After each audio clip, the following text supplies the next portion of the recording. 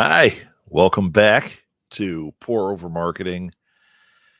It's Saturday morning, so here we are again, coffee in hand. Okay, so let's see what I want to have on here as far as a banner. Here, we'll go with this one. Okay, so I have a few ideas today. I'm Rob Southgate, by the way, hence the name Pour Over Marketing AMA and Live Chat with Rob Southgate. Uh, I have some things I want to talk about today. I've been kind of on fire with my teaching the last couple of weeks and doing lots of cool things for my students. Then I thought, you know what? There's actually some really important key things that I want to bring up with you guys uh, that I think will help a lot. I can see I've already got somebody in here, probably my mom lurking. That's okay, Mom. Welcome to the show. Uh, so up front, one thing that I want to say is I have not posted it yet, but Thursday, this coming Thursday, which is September 19th, we are going to do a nighttime edition. We're going to do one of our pour over happy hours. And I specifically want to do it about, I think, oh, hey, Gordon, I think it's you, not my mom, but she'll be in here soon. I want to do one Thursday specifically, I believe, about like newsletters and what you can do with your newsletter. I know I beat the drum a lot about how important having a newsletter is and what a great tool it is. But then I realize a lot of people, because I've subscribed to some of the newsletters from people that come to this, and some of the authors I work with. And what I'm finding is some of them actually have content that's worth the newsletter, and some of them are just like, "Oh, I have a newsletter," and then they put something out that's like, "Well, I need a little bit of content." Newsletter doesn't have to be crazy. It doesn't have to take up your time. It just has to have a little meat on the bone, because otherwise you see it and it's like, "Oh, it's an ad again." You know, let's say you've got a new album coming out, and you make an ad for the album, and every time you send a newsletter out, it's the same ad for the album. It's going to get boring. By the time you open the second one, you're done. You're not opening the third one because you know it's going to be that exact same thing. So Thursday, we're going to talk about things you could do creatively, things you can do with a newsletter that are not going to take a lot of your time, but will be really valuable to you, especially now. Like right now is the time to start that up, because we are going to be going into the holiday season. You know, next month we've got Halloween, and then we've got Thanksgiving, and we've got Black Friday through Cyber Monday, and we have Christmas, and then during Christmas season we have Hanukkah and we have Kwanzaa. I mean, there's a lot of opportunity to do things, to do interesting things, and your newsletter can play a huge part in that. So Thursday, pour over marketing happy hour. So if you need to spike your coffee, or heck, don't even bring your coffee. You might be a wine person, a beer person, a hard liquor person, whatever you are. Bring it. It's happy hour, and we'll talk marketing. Okay, let's get rid of this banner. But I am thrilled you're here, so I'll put that one up for a moment. Okay, so what I want to talk about today is finding your target market, how to do that, and the importance of it. Here's a little story. We had our podcast network, right? And we had that since, what was it? 20, what year is it now? 2024. So 2013, we started Southgate Media Group. And when we started it, yeah, we had experience as retailers. We had done a lot of leadership studying. We were into marketing. Maeve and I would talk about it all the time. But there were certain things that kind of eluded us. Now, fast forward, I end up in a master's program. and in marketing. And the whole time I'm in this, I keep thinking about one thing, which is this: how do I pick my target market? How do I target them? How do I segment and differentiate and all that? And I had courses in it, and I mean, it was part of the courses, I should say. They weren't actual courses specifically in that, but I had a lot where we talked about it. And I always felt like I'd get an idea and go like, "Yeah, that's a great idea." And I'd go off with it and then like didn't work or didn't connect with me. And this is the story after all that. That's a lead up, right? Uh I'm in the capstone class. I'm in the final course and I'm with the guy who is my mentor. And his whole career was built on demographics and providing demographic information and segmenting and all that. Uh, if you ever went to the mall and they did a survey with you, hey, come over here, I'll give you $5. Tell us what you think about coffee. That's his company. Okay. So he made a lot of money at that. And I mean, for the whole country, he was like the main guy. And we're in this last stretch. And he says, well, you guys are all like about to get your MBAs. He goes, "What questions do you guys have? Anything, or are you just such experts?" Which you're not, by the way. I'm going to tell you that right now. Anyone who proclaims to be just a complete expert in it, you could be an expert in certain segments of it, but you don't have all the answers because it's always changing and there's always new stuff, and there are so many aspects. So when you get your MBA, you're taught, the 20 different aspects. Unless you really focus on just one and only focus on that one, I would challenge you that you would not have any questions, right? So he says, anyone have any questions? And these guys all sit there. At that point, there were only 8 of us left uh, in the program. That happens. And I would say a good 4 of the guys that I was with were not even paying attention. They were watching basketball on their computers. If he came over by you, he'd look, hey, here's my cat. If he came over and looked, they'd quickly switch the screen or they'd close their computer. It's like, he knows. I'm a professor. I know when they're not paying attention or when they're watching something on their screen, you know. But they all thought they were outsmarting him. And he says, do you guys have any questions? I do. How do I determine my customer? How do I get down to my demographics and pick all that at segment and like, am I just guessing? And he did a really interesting thing. This guy who I would say is as close to an expert in the field as you could get, leans in close because he can tell others aren't paying attention. And he says, I don't know. Wait, what? He said, I mean, I do know, but I don't know. He said, here's how it works. And here was the secret sauce. He said, in the beginning, there are things you can do to make an educated guess. Use your resources to figure it out. But ultimately, at the end of the day, you're guessing in the beginning. And he's right. So take this show. If I'm trying to figure out the demographics for this, I could do my research first by trying to figure out, like, what are the ages of the people that watch it here? What do I think their income level is? Is it mostly men? Is it mostly women? What's their education level? Why are they watching it? What do they do in their off time? Like all these weird little things, right? But truthfully, what you're doing is you're looking at the data that you have and trying, or data that others have collected and trying to apply it to this. But the reality is you don't know. That's why he said, I don't know. I'm guessing. And you're guessing. But what you can do is you can make an educated guess.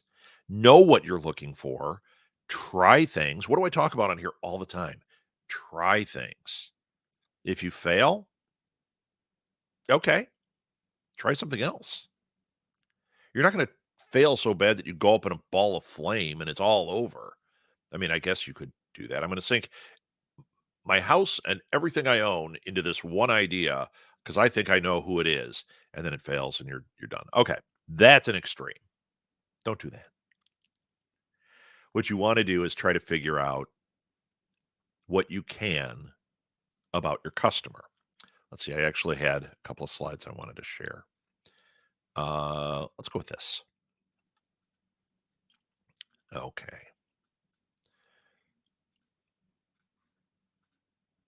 here we go. Teacher Rob is here now.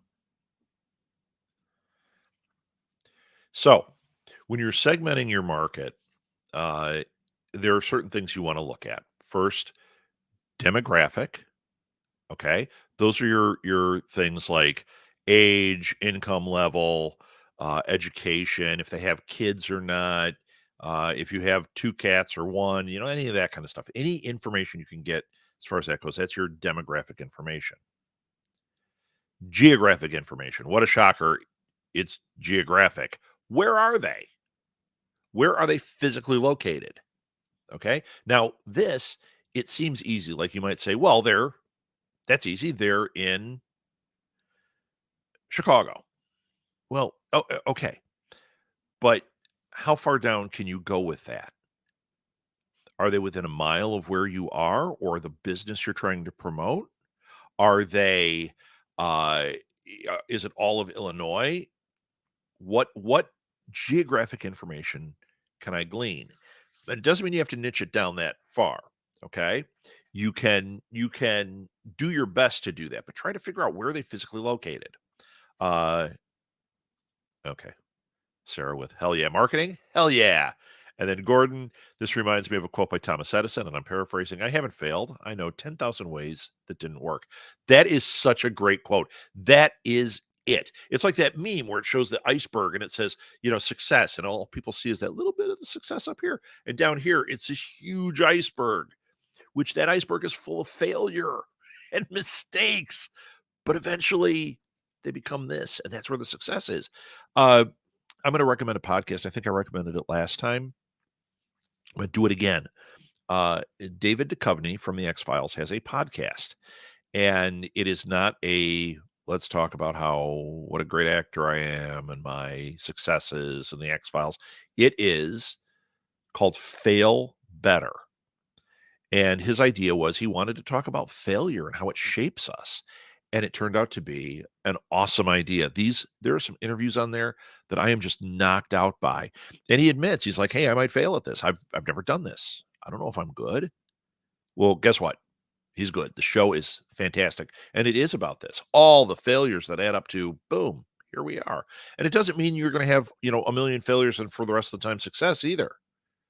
You might continue to fail, but it's those little successes that drive you, that keep you going. Okay, back to what I was saying.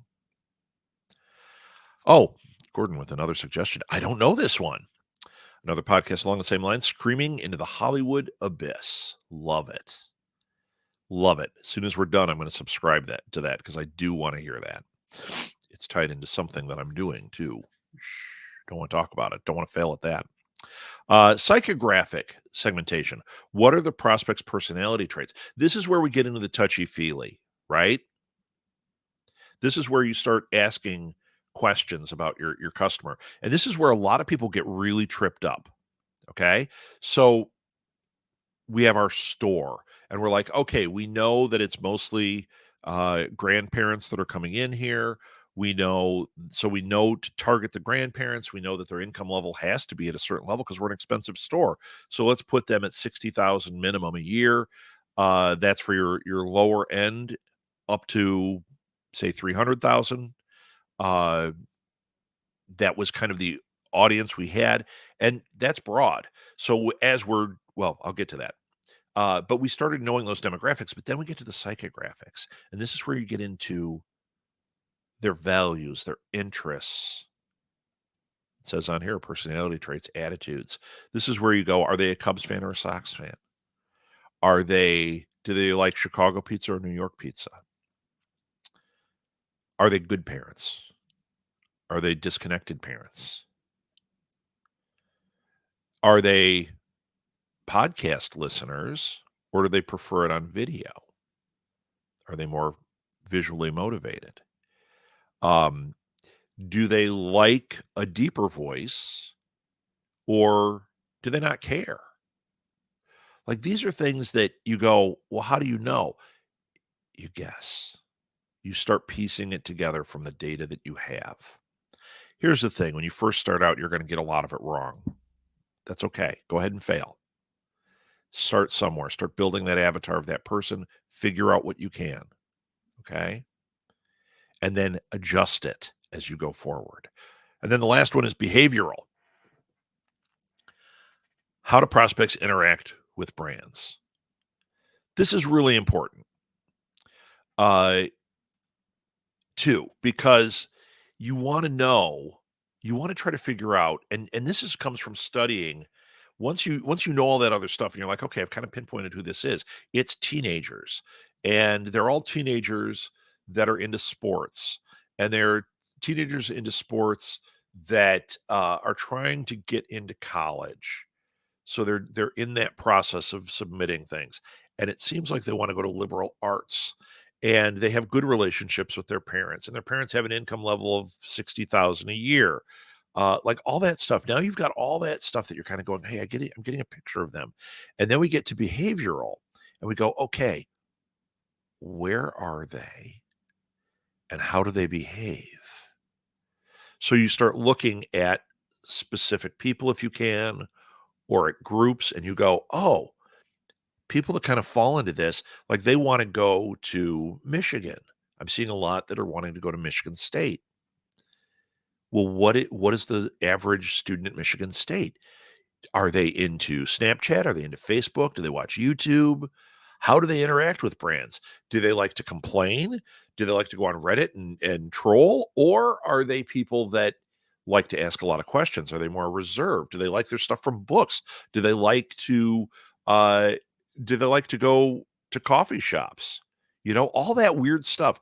Anything you can glean helps. Okay. And then let's see if I can pull up the other one. I was going to be so impressive there a moment ago.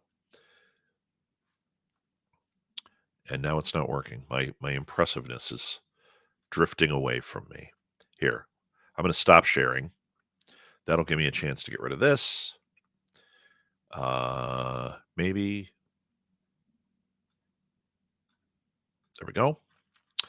And I want to open the other one. I do not want to open that. See, it was so impressive just moments ago. Aha! I love this one. I love this one. So now you have all this data and you've kind of collected it. And what you want to do, and there's a reason for all this too, which we're going to talk about. But what you want to do is, and this is really important, create an avatar of your target persona. Any data you have, make something like this. Some people actually like to make these like images.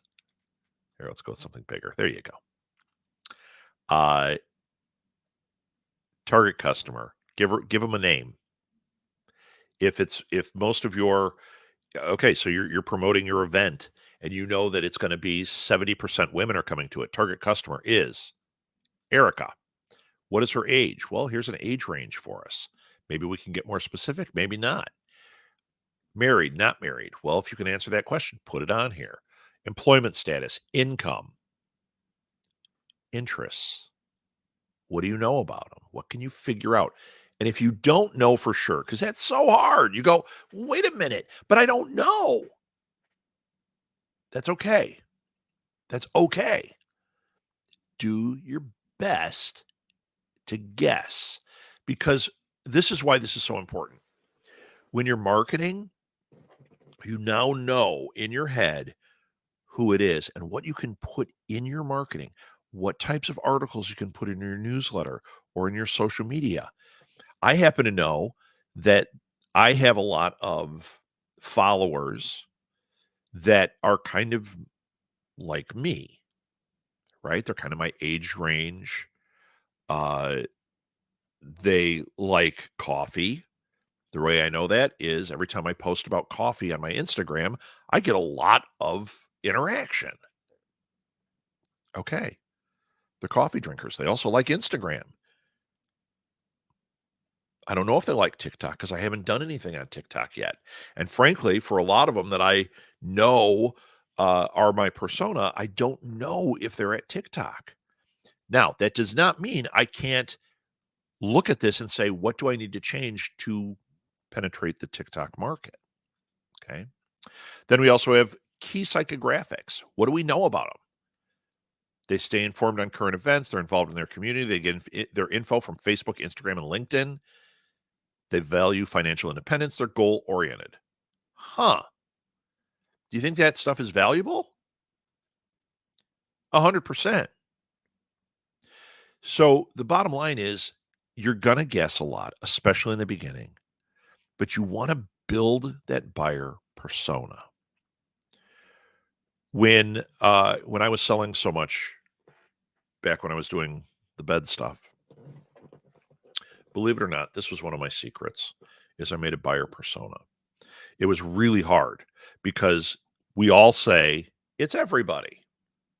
But what I noticed is my customer that was a layup was a certain type of customer.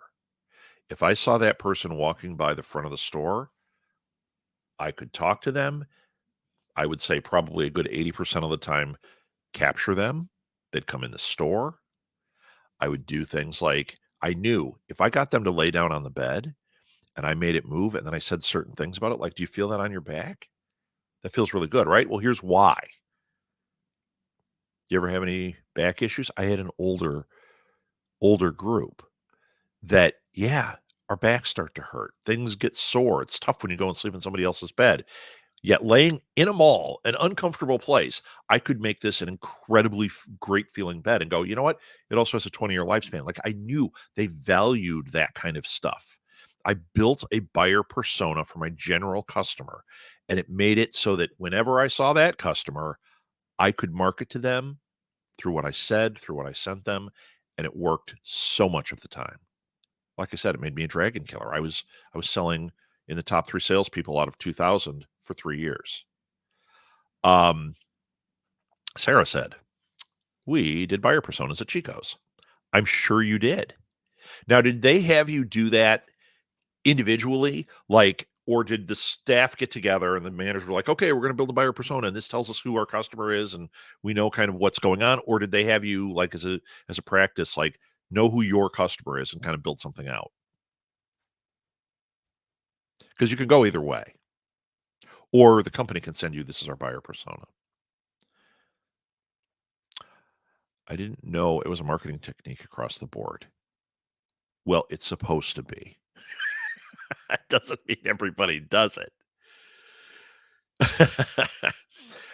In fact, it's one of those things like, oh, maybe having a business plan or a marketing strategy or a social media content calendar that we all know are marketing things. We may have worked in places where you do them or you maybe do them yourself, but we all kind of, some of us do it, some of us don't. But then when we do it, it's like, oh my God, I just found some gold. Like these are things that we should be doing because they do work. Uh, I used to work for HQ, so our milestone meetings, marketing would tell us exactly what you presented. Yep, makes sense. Makes sense. The more you can understand your customer, the easier it is for you to sell. I was talking about selling literally one to one, which is why I did that there. But like when you talk about our podcast network, now this is a really interesting thing. You could say it's everybody because we had podcasts that were geared in all these different places and targeted. So what do you do then? Well, you have to do a lot more work. One, You create a buyer persona. You figure out your demographics, your psychographics, all that for the general company. You market the company. So one of my jobs with Four Horsemen is I'll talk to Erica about marketing, and she's like, "We got to sell books." I'm like, "Right." But I have to, she doesn't know I have to do this as much, but I have to go, what are the goals? What are we doing for Four Horsemen as a company itself? How do I know that customer? In general, book buyers and book fans I have to reach, and that is a much wider cut.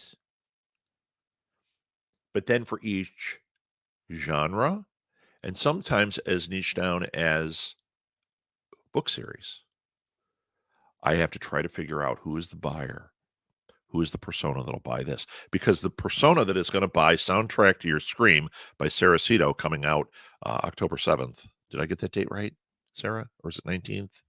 Put down the date that Soundtrack to Your Scream comes out. Uh, it's early and I don't have enough coffee in me yet. You can hear my voice is going. Uh, the person who buys that may not be the same one who buys Erica has Illusions of Happiness, which is a horror short story collection. October 19th. Hell yeah, it does. There you go. There you go, Sarah. Everybody pre-order it. Pre-order it now.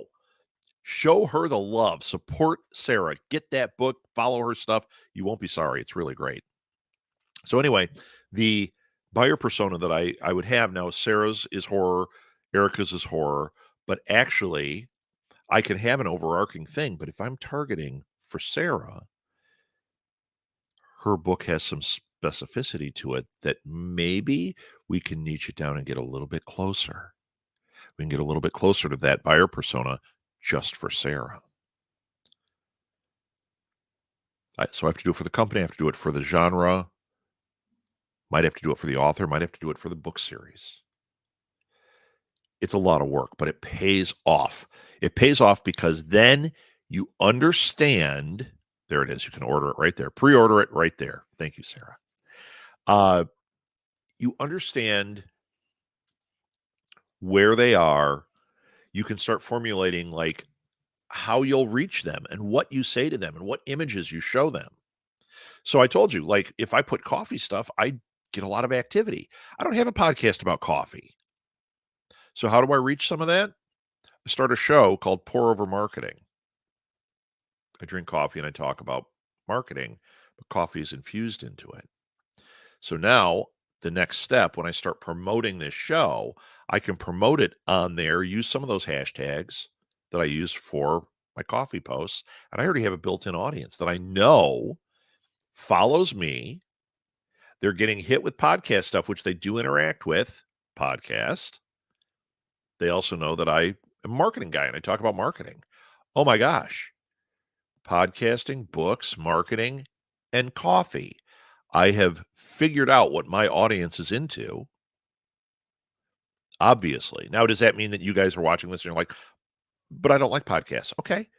Doesn't mean the buyer persona is like a set in stone thing. It means in general. If I had to put a percentage on it, it means 70% of your fans are going to fall into those buckets, right? That's what it means. And it may change.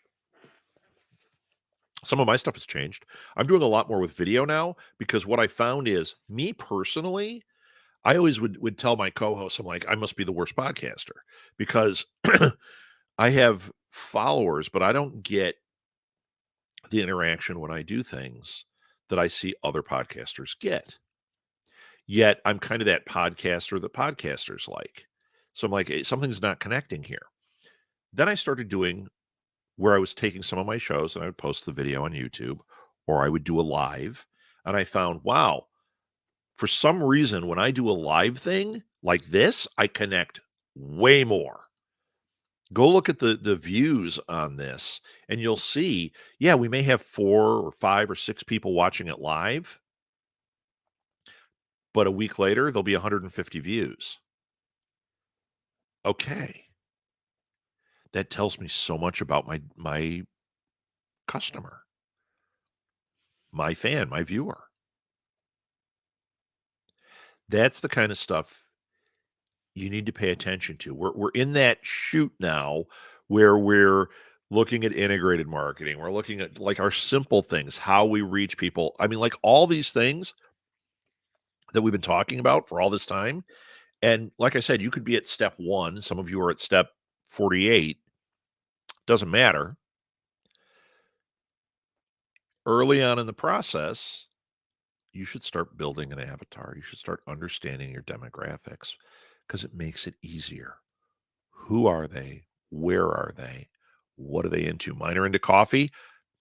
I post me in coffee shops.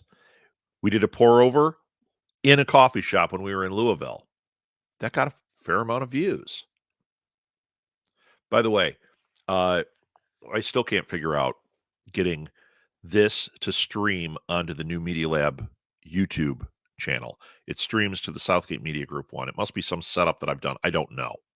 I have tried. But what I did is I took the one that Chelsea and I did at that coffee shop. I put a logo on it, put it together, and I made a playlist on the new Media Lab YouTube channel. So that is what I'm going to start doing is taking all of these, putting artwork on it, putting show notes, and putting it so it lives there. So the live stream stuff will show up on Southgate Media Group, and it'll be a playlist on there. But if you want the nicely packaged version, it's over there. And eventually, what I'm going to do is take the audio off of that and put it on like Spotify and Apple and everything. And there'll be 2 versions on the new Media Lab page. One will be the video, this, and one will be an audio one that has a stagnant image, which is the logo for that episode. Because if you're driving, you don't want to use up all your phone juice to have video playing that you can't watch. But a lot of people love to get their content through YouTube. Here's a pro tip, you podcasters out there. A lot of podcasters think that uh, YouTube is worthless. Well, it's not the audio format. Podcasting is an audio format. Okay, great. But in Europe, most podcast listeners get it from YouTube. So if your numbers are not like killer in the UK and you're like, why is it always US and like Taiwan that I do a lot in, which is one of them that I was doing a lot in for a while. Why? Well, it's because when we went to Spotify, all of a sudden some of those Asian countries were all getting Spotify and the numbers went up. UK, some of the numbers went up. When I switched to doing both and putting it on YouTube, numbers went up because in Europe, YouTube is how they get their podcast content. You don't have to do video. You could do what I said, that stagnant image, and then whatever. I like to have both. And for some reason, my video stuff connects better. Okay. Must be my clean, close shave. I don't know. I think they're all obsessed with my lava lamps. Okay, let's see. Chelsea. I'm at work, so I'm just listening, but I can't wait for the Thursday. My newsletter needs help. Yes, Chelsea. I am so ready for Thursday. Uh, it was funny. I had a conversation with Erica yesterday, and we've got lots of things we're working on. And we talked about this a little bit. She was like, "Oh my gosh, you need to do this." We came up with probably like 5 or more really specific ones that she was like, "Oh my gosh, we need to do that." And I'm going, "I can't do this 7 days a week." So I'll do that one, and then we'll go a couple weeks and I might do another one. I might do like a once a month or an every other week for happy hour because it is fun. I love it. And it's kind of fun to do something specific. Uh so like newsletters, bam, specific. This one I'm doing specific, obviously. But I think it's valuable. Is this helping you guys? This whole segmenting thing? I hope so. I'm gonna say it again because it is so important to understand. You're guessing in the beginning. You're guessing. Make an educated guess. as close to the bone as you can make it. Keep guessing. And if you get it wrong and it turns out like, oh man, I did all that, and it turns out men read my books, not women, even though all the data says women, then shift your buying persona. Try doing some marketing that might attract men or might be more in their wheelhouse. I'll give you a great example. There was a book series that I was looking at that is about to get a new cover for the whole series. And the old cover, it's a high fantasy series, right? Now, high fantasy, when you look it up, when you do the demographic research on it, uh, it appears that mostly men read high fantasy, although that is shifting. Women are getting into it because I believe because of Game of Thrones, because so many women loved that. They're starting to go towards that high fantasy, which is interesting because a lot of women write high fantasy, but men are the ones that read it generally. So these book covers for this series, it doesn't sell really well, but they all look kind of like Outlander. Like they look like when I was in high school, I had to read My Antonia by Willa Cather. And it had this really cool cover. I really liked it. It was a woman standing there in this field and it was beautiful. But you knew it was a more, we'll say, feminine perspective book. Not just the author was a woman, but it looked softer and more gentle. Well, this book series kind of looks that way, yet it is high fantasy. High fantasy is not necessarily soft and gentle. Ever see Game of Thrones? Not so soft and gentle. So the new covers don't have like big swords in it, but it changed that image. And I have a feeling this book series is going to sell really well because it's a really well written series, really good books. But the cover, men are not picking it up generally because it looks like My Antonia. And their perception is, oh, this one's not for me. Now, the new covers are not going to turn women off. They're not going to say it's not for me. They went a little more middle of the road, but now they say, ah, this is a high fantasy book. I see a sword there. I see some sparks. There's probably dragons. There's probably intrigue in this. Yeah, I'm down. So once again, know your audience, know who it is. In this case, knowing that mostly men read these and then looking at where your marketing is, you go, well, wait a minute. These are off a little bit. How do we make the covers look more like something that a man would pick up and walk through an airport with, if that's where they read them? Where do they read the book to? That's important. Okay. Gordon. Yes, it's helping. I started focusing on one area, but I noticed that I was getting more work and better results when hitting other targets. There you go. You see, that's just it. You have to start somewhere and then poke the box a little bit and see what happens. And that's where you're going to start going, oh, wait a minute. I thought it was this, but it was this. So I focused on those segments and learned to refine them. Wonderful, Gordon. Wonderful. That is exactly how you do it. When you're talking a big company, like you talk about my podcast network, you have to do it for all these different things. It's really hard, right? If I could get each show to do it, oh my God, we would have owned the world. And that shift, that adjustment, critical, critical. I met a dude last night here at Starbucks. Is that the snake-owned Starbucks?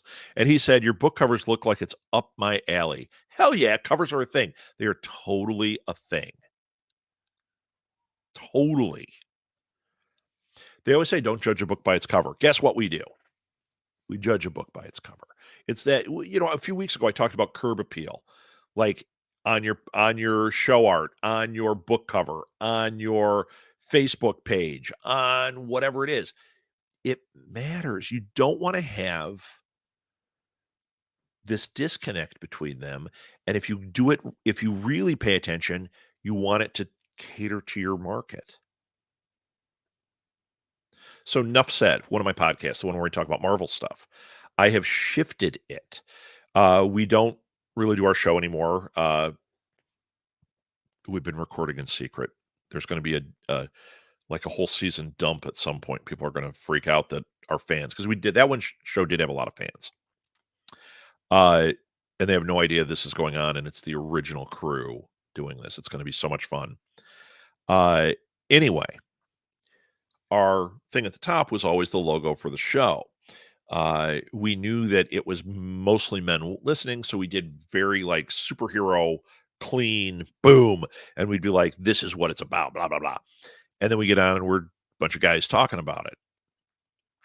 What I've been trying to transition it because of what the new thing is I've been taking like really great, fun, creative images, maybe out of the comics. So you're reading the comic on my phone, and I'll screenshot a great panel, and I'll make that the top. So I just keep subtly changing it. And you know what it's doing? I'm getting more comic book fans as opposed to Marvel TV show and Marvel movie fans, comic book fans that love that stuff. Because I'm doing the comics that are tied into those things, and I'm seeing more of that type of fan interacting. They're going to really like what we do when we drop this thing. It is not comic book focused, but there's a discussion within it that it should work very well. And it goes back to what we used to do. We looked at one of our most successful things we ever did with it, and we built kind of a buyer persona off of that. What was the audience that worked with? Oh, what did we do? What were the things? And what do we know about that audience? Why did it go up when we did this one thing? And it started to become kind of evident who we were attracting, what we were doing with that was different. And that's why this new iteration is going to be different. And it's fluff. It's going to be fluffy. It's just fun. Don't expect me to drop a lot of knowledge. Expect a lot of making fun of each other and having fun. That's what it is. Okay. What questions do you guys have? I really went off on that, but I really wanted to talk about all that segmenting and buyer persona stuff because it's so important. I challenge you guys. Take whatever it is you want to promote. If you've got 20 things, pick one. Pick the urgent one, the one that you're like going into Halloween, going into Christmas. This is what I want to send. Here's my goal. I know my goal. I want to get people on my newsletter. Okay, who reads newsletters from horror writers? Who reads newsletters from punk bands? Right? This works for all of that. Make your goal. Think about who the audience would be that would be into whatever your goal is tied to. Or think about who the audience is that you have or that you want to capture. And make yourself one of those avatars. Try to figure it out. You're not going to make a mistake. You miss the mark, adjust it. Like Gordon said, adjust it. And the more you refine it, the more luck you're going to have. So when Marshall said to me, I don't know how to do it, I mean, he was being facetious. He does know how to do it. It's just here's a formula, just do this. Because really it's guessing, trying to find data. Oh, I wanted to share this. So I did an interesting thing that was kind of eye-opening. I never use like AI at all. So I went to ChatGTP because a friend of mine sent me an outline for something, and he said it was done in ChatGTP, and it was really good. And I said, "Oh, this is cool." And he said, "Yeah, you can't just take it at face value. You got to change things." But he said it sparked ideas. That's what AI is best for: spark an idea and go off and make and write and do your thing. Don't use it to do it because it's not going to be the same. It's also going to get rejected most places, not half. But I went in and I typed in a couple of things. One was,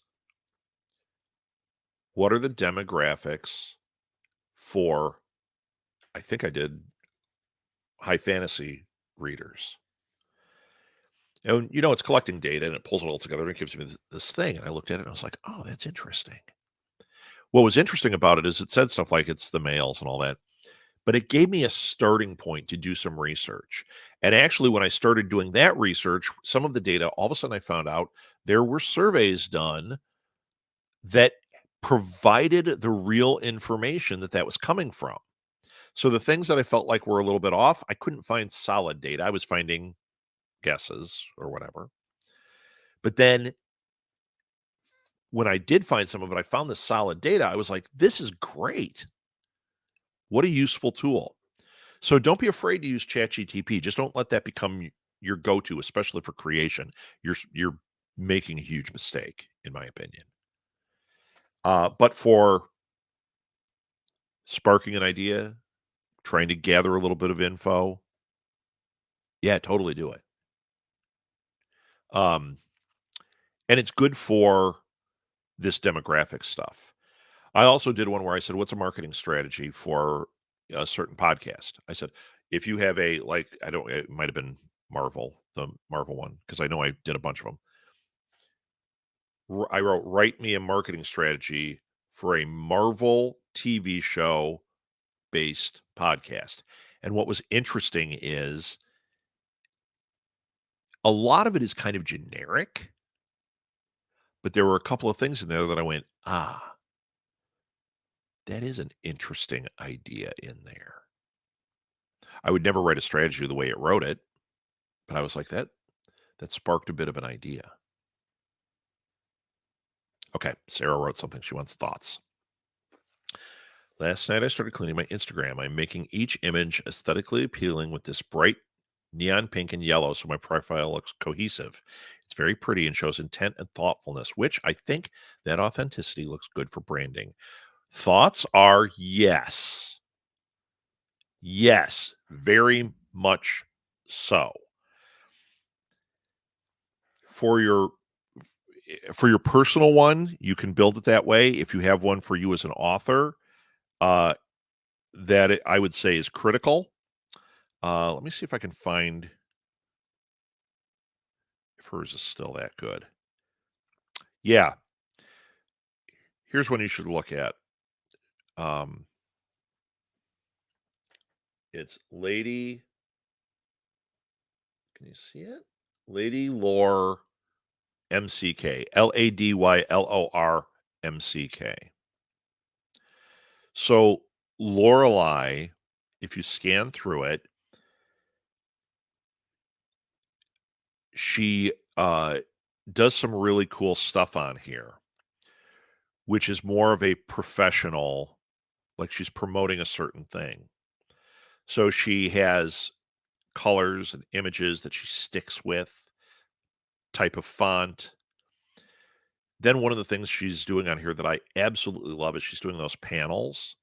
So if you look at like the first two, it's these two black and white photos from a set she was on, but they make one image across two. Under that, you see one next to it that's a video, and then under that, you see 6 boxes that make this one thing. That is done with an app. Um, what she did with her highlights, she put her name as each highlight, and then L, interviews, O, art, R, selfies. You know what? This is really good branding. It's really good. Um, for a personal one where you want to put pictures of you and your dog and you drinking coffee and you getting an egg sandwich or whatever, that is not exactly what you want to do. But like yours, Sarah, where you're promoting your book, you're building in as an author, this is a wonderful example of what you can do. Don't follow it exactly. Do your own thing. Use your creativity, but you can see I find it to be a fascinating one to look at. Now, I will say that when you do those blocks, which is done with an app, they make for terrible regular Instagram fodder because it'll look like this. There's one, then your image goes, and there's the next one, and then there's the next one, and they don't work on Instagram like your normal pictures do. But what she's doing is curating her screen. Whoops. There we go. She's curating her screen. Something to think about. I mean, seriously, Sarah, you could do something like that. Do 6 or 9 panels for soundtrack for your Scream, right?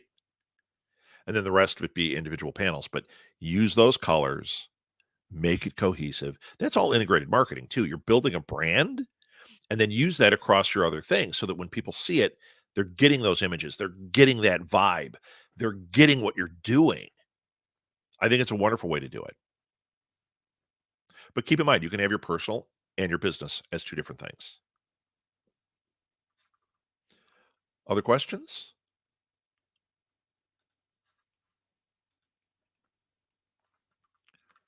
Okay. I'm going to do a couple of things that I keep neglecting. And we'll go here. So, first of all, bam, I'm going to promote a little bit. I have 4 different websites I'm going to promote here. And these are things that I can do for people. So, first of all, this is robsouthgate.com. It is marketing consulting for small businesses.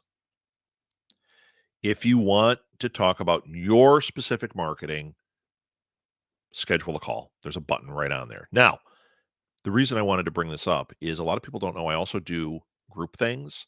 So let's say Gordon and Sarah and Serena are all on here and they're like, oh my gosh, I can't really afford to do coaching, right? But I do group ones. So if you said, we want a private session, we want to be able to ask questions. Maybe we have similar things, or maybe like we're entrepreneurs, we have similar things there. We want to do one about newsletters, let's say. You can have a private session just about newsletters where you can ask questions. It's not me talking and lecturing like this, okay? And you can split it up. So I want people to know if you've got 4 other authors you're friends with, you can book a session. And now instead of $300, you're paying $50. And yeah, it's not all completely concentrated on you, but you'll get the answers. In fact, the best thing you can do is talk ahead of time with the other people you're going to do it with and figure out what are some questions we want to ask. We all need to know this. Great. Next one. Molly and Maeve started a company that I am now part of. It's Impressions. So this is for the people that are terrified of their social media and they're like, I'm getting nowhere. I have some artist friends that do nothing with their social media because they feel like they've already lost the game. So what we do with Impressions is we'll do 2 posts a week across Instagram and Facebook for a pretty nominal fee. But at least it's getting your footprint out there. And we'll help you curate. Here's what you should have on here. Here's what you need.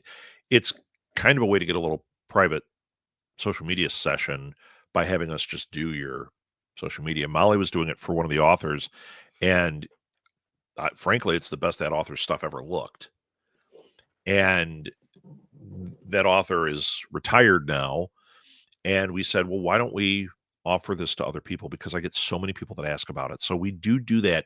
If you're somebody who's paralyzed by your social media, or you're like, I just don't have time, but I need to keep it consistent, because you got to keep it consistent, and you want to get that branding and all that. That's what we do with you.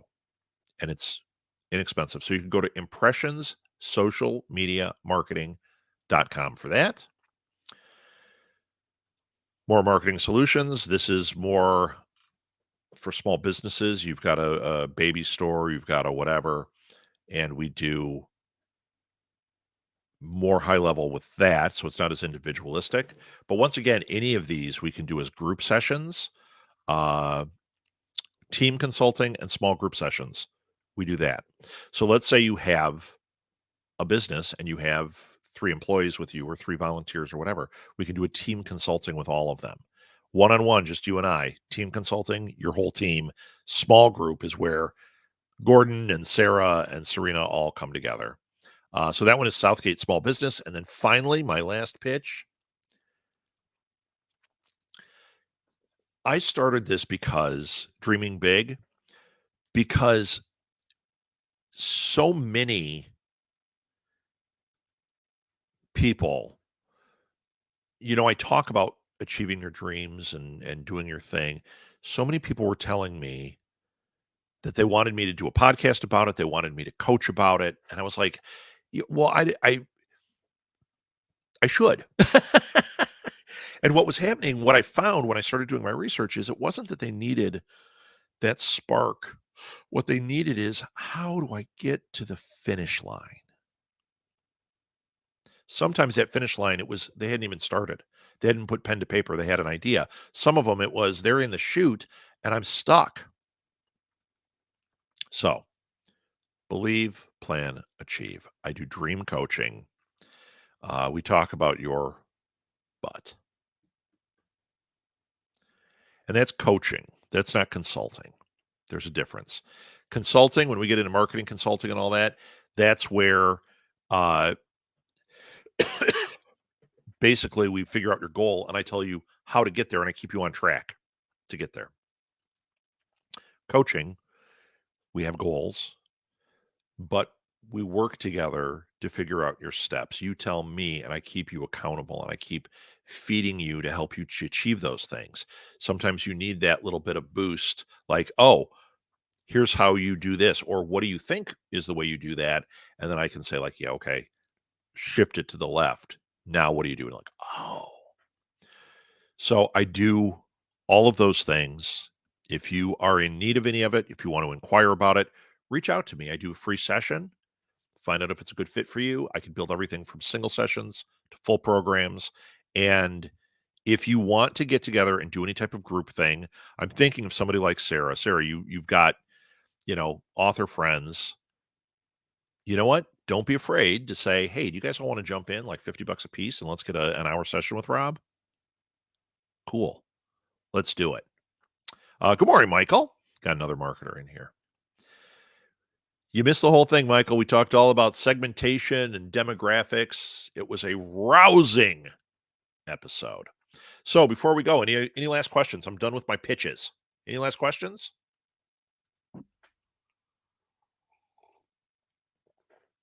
I shall wait a moment to see. Thursday night.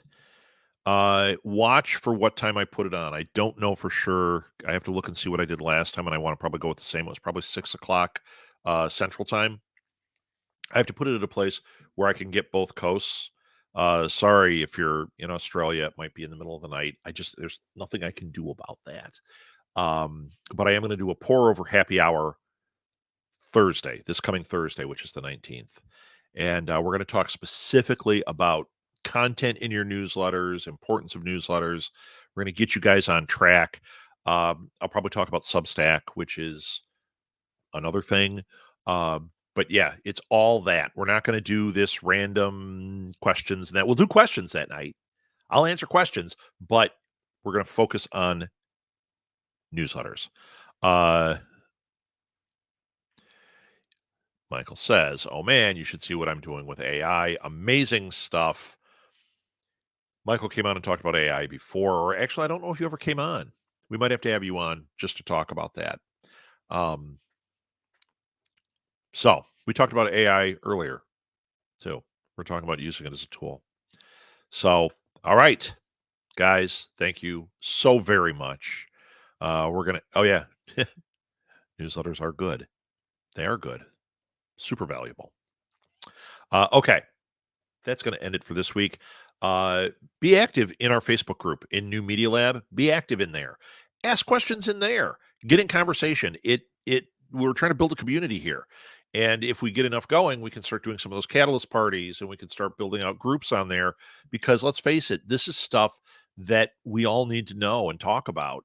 And since I am on fire with my classes, I am down for talking about it as much as I possibly can. All right, you guys have a great weekend. I guess that's it. Bye.